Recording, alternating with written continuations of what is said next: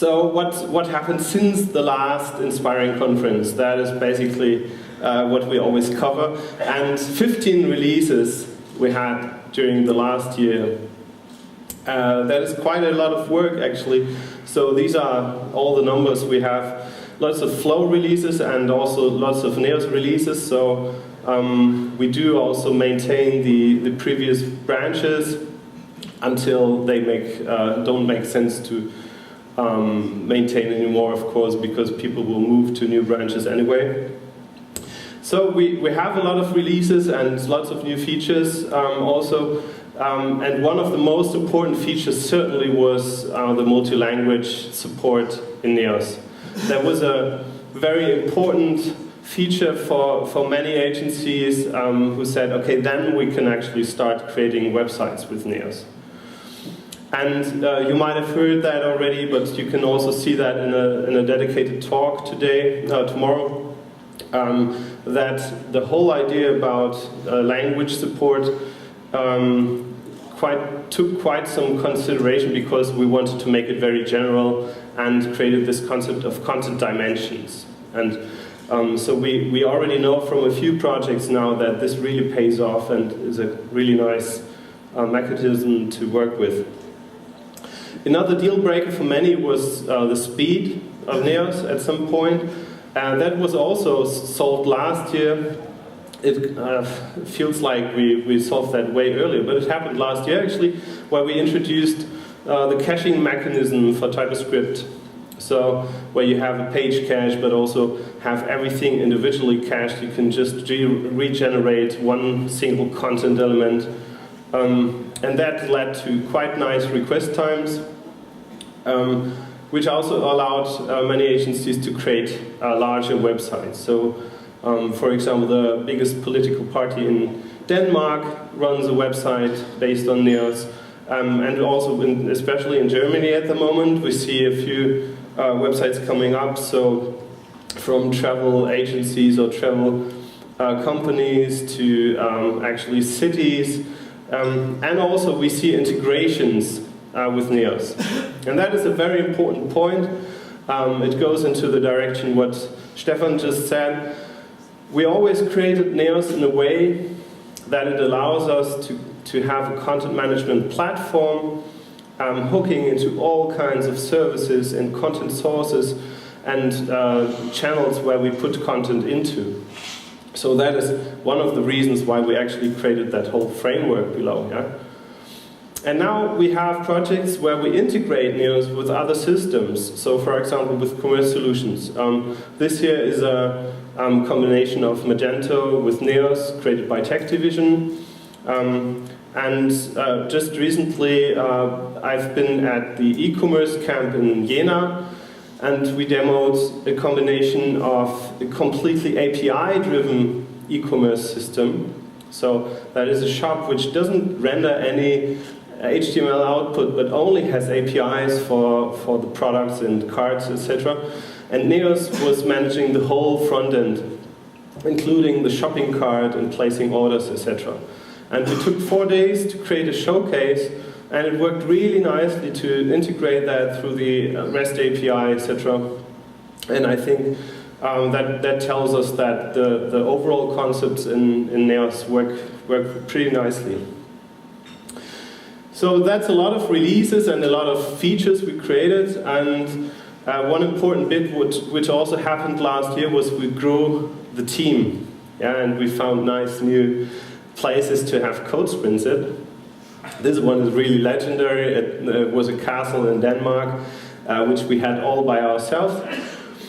And so you had nice rooms there. So you would ask, where's Carsten at the moment? Oh, he's in the library. Yeah, which library? So that helps us really to build up that team spirit, which is so important for this project, because that is actually, the team is the whole reason why Neos exists and is being developed further.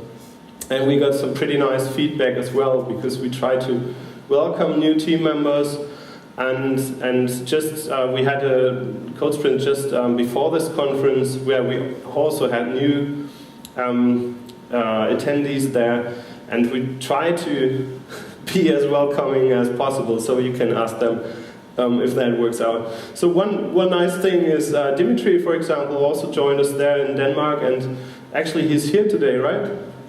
No, he had to, yeah, but he was at the sprint. And yeah, so maybe, but who's here from the Neos team? Can you just stand up just for a second? Yeah. So thank you to all of you for making this possible. Yes.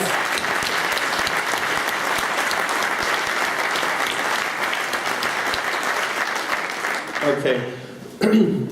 So that was the regular pizza evening during the sprint we had this week. You have to know that we literally spent hundreds of hours already this year putting into Neos, and that is all voluntary work, and I think that's just amazing that this is possible. So everybody dedicates quite a lot of time and money into this. Right, so that was a successful thing of the past. We grew the team a little, and it's still not enough, but that's another story I'll tell later. Also, what happened last year was we moved our chat to Slack, and that has a few drawbacks, like, for example, you need to actually register at Slack in order to communicate with a team through a chat. But there's a page where you can just enter your email address and then you automatically get an invitation. But I can say that for the actual work of the core team, this has been a big improvement. It helps us really communicating in a much better way, because we can just look into the history and see what happened during the last 2 days when you had a weekend, actually, because you have a family and others don't. And hard thing. Yeah, but that helped us a lot. All right, so what are we dealing with at the moment? One thing is this guy here. Remember that? So we're actually working on the final touches of Flow 3. Isn't that cool? Finally, there will be a Flow 3 release again. And so we have already released the beta version of it. The release manager is Bastian Weidelich, who dedicates quite some energy to getting everything together. Many people are really focused on Neos, so he does his best to get everybody together to clean up for the final release. And so why is it a major release? Well, there are a few breaking changes in there, but we did our best to actually provide you with a very smooth migration path. So most of the changes actually can be solved automatically by our core migration script. And we did a few migrations already, also for customer websites, and it should work out pretty smoothly, especially compared to many other open source projects. One of the key features is a major upgrade to the security framework, which took quite some work, actually more than a year. And that helps us implementing a lot of new features also for Neos. So the second thing we're working on is Neos 2.0. And well, I am the release manager of Neos 2.0, that's why it takes so long. But Aske is helping a lot and took over lots of the management part. So that is a major upgrade because we have great new features in there. And Christian will show off all the new features in Neos 2.0. But also, just from a semantic versioning standpoint, it relies on Flow 3. So we also need a major upgrade for Neos 2. So there are lots of detail improvements, but also some nice new bigger features, which are based on features and Flow, and Christian will tell all about it. So finally, also, that is the case now, we get more international. That is important not only for the translation of the website, but also the user interface is translated now in Neos 2.0.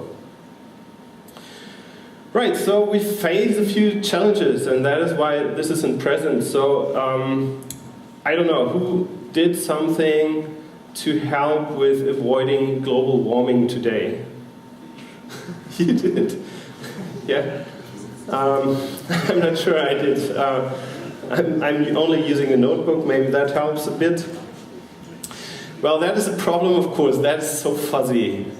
We know that morally that is something we should help with, but the problem with these kind of things is if you do something to help with it, you don't get a direct feedback. It will happen in a few thousand years, or you never know, right? And so that is also the case with any public good. So if someone doesn't see that you're leaving some trash in the park or whatever, someone will clean that up. And that works until a certain degree. So there have been theories about it, and I talked about it also at the T3Con in Berlin last year. Actually, this here is a statement of an Amazon best-selling author from a book called Politics. That's Aristotle. And he had that very beginning of the theory of how to deal with public goods and communities. And there's a lot to read about, actually. I don't want to harm you with that during this keynote, so I prepared a link for you, which you can look up. There's a nice philosophical article about the free rider phenomenon and what it does to communities and public goods, etc. So why do I say all this? Well, Neos is not the product you buy, obviously, right? Neos is a public good, and it doesn't belong to anyone. Nobody owns Neos. And I'm really glad that this is the case, that we don't have a company owning Neos. So some people started it, some people continue with Neos, and everybody can pick up the work. And this system only works if someone contributes just a little bit to it. And that doesn't mean that you actually have to be coding Neos or help with the documentation, which would be nice, and you're very invited to do so. But I would like to ask you to just find any kind of way to contribute to the project. And there are many things you could do. You could write a blog post about your experiences. Many people do. You could organize a conference. That is a big contribution, of course. In total, Matt Mullenweg from the WordPress project, for example, he suggested that you dedicate the value of 5% of your working time in a company to the project you're using, you build your business on. That is quite much, of course. So if you have 20 employees, you already need one full-time employee only for Neos. But just try to get into that direction. And there are many small things you can do. So we know that people have problems with Neos in practice, setting it up, or even having problems with stability for editors. We know about these things, and we invest a lot of hours to fixing these things, but the problematic point is that most of the time we hear like, yeah, Neos is unstable for us. So yeah, what happened? I can't tell you really. I don't even remember which project it was, but the feeling was bad. Yeah. So what should we do with that? That's really difficult. What would help us a lot? You are web agencies and developers. You're used to giving good, or at least you know what a good error description is. Just, I mean, how do you deal with your customer if your customer says, I'm basically a bit unhappy with the website, could you improve that, please? So please, if you want to contribute something, then dedicate some time, find just one error or one problem you see and write it down in a nice way so we can reproduce it. And if that's not possible, then just get in touch with someone in the core team and just pay him for 100 euros to fix that bug or something. That will make a big difference. Imagine everybody who finds a bug would actually do that. That would help a lot. So that was what I wanted to say about contribution. And in that field, one thing I need to mention is Carsten, Christian and I started a new company this year, Flownative. And I'm mentioning that because For one thing is you can actually come to us if you have any problems with Neos and need to have it urgently fixed, and we will organize it so that we either fix it ourselves or ask the core team to do so. But so we provided help desk with service level agreements to developers. We don't do end customer work ourselves, so we don't create websites. We are only there for you guys, for web agencies, and for organizations using Neos. So we help you, right? And I want to mention it because it is important that you know how we want to place that company in our community. So this is one option some open source projects take. So the founder creates a company and more or less controls the open source project just because he's the founder, right? And then you have the core team and the community. In practice it might be structured differently, but the impact is this one. This is not what we intend. So we have a more fuzzy and chaotic model which fits to our Neos project. So we think, I mean, the founders have a company, the agencies have a company, the core team members are parts of companies or not, they might be individuals, etc. And we just play together and in some way, and there's no centralistic approach to that company. So when the role of Flownative, as I said, is we provide help to web agencies and end users and try to hopefully finance the core team a bit better by directing new feature requests, etc. to the core team. Right, so that was about Flownative. The future. We have lots of tasks to do. We have a huge list of tasks, and we have to decide somehow with our resources we have what to work on next. And so I suggested to have two criteria for that. The first is, what do we need to do in order to create an open, friendly, and effective community? Now that we have worked on all these major features, we should take a bit more time focusing actually on building that community.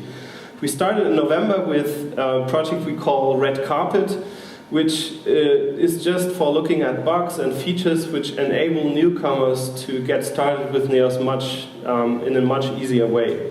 So if you're interested in what the state, what the state of that is, we have in the Jira board we have an epic for that where you find all the red carpet issues.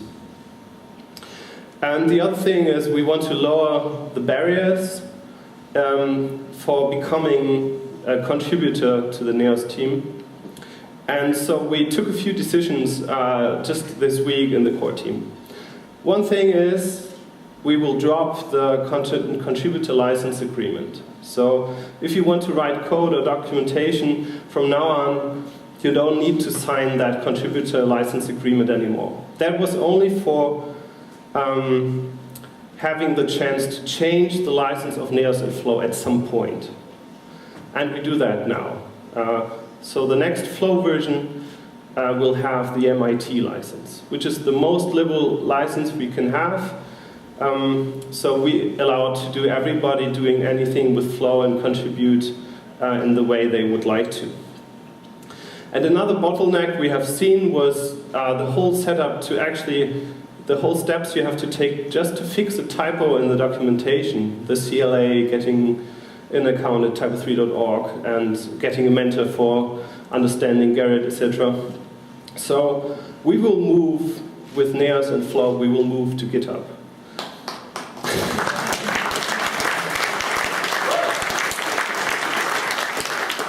So we looked at that for a whole year, every now and then, and just this week we looked at the actual workflow this would mean for us. I think Garrett is a nice tool, but it's a pro tool, and so we don't want to use Garrett anymore because otherwise it would create a two-class contribution ecosystem. So we will use the same like every contributor will use. and we'll do that on GitHub. So the second criteria we look at for choosing our task is what creates value for our users, because we have so many ideas for creating new features and technical stuff, but actually we want to create value for our users. We updated the roadmap on the Neos website just yesterday, so if you want to look in a very abstract way, but with some explanation of what we are going to work on in the future, you can read it there. But also we have a product vision which goes way beyond what we'll do this month or this year, and that is a vision for how Neos should look like in 2020. And Rasmus and Daniel will tell you all about that in the specific keynote about our product vision, because as you can imagine, we have a saturated CMS market. Practically Neos is a completely new product, so we have to find a vision which is not there yet, and I think we did so. So I think in total, when you look at the Neos team at least and what the feedback we get, that is a really cool future. We have a few challenges, especially with resources, with practically no budget. The core team solves that all. But I think, looking at how many people are here and how many people are starting to use Neos, that will be a pretty nice future. So thank you.